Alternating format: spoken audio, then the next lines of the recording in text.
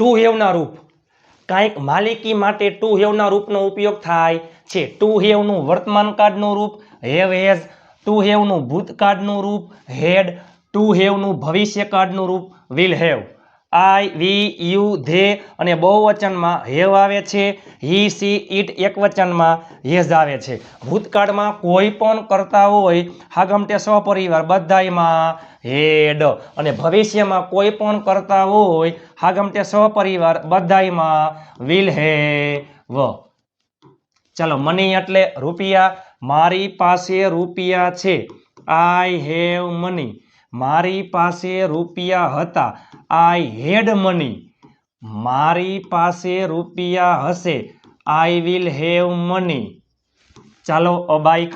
તમારી પાસે બાઇક છે. You have a bike.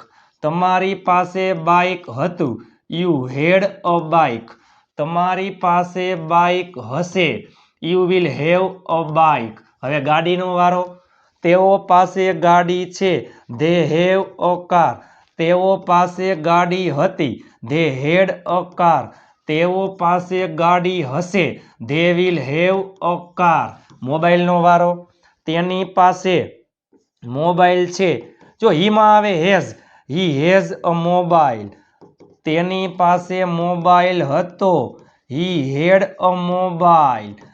તેની પાસે મોબાઈલ હશે. He will have a mobile.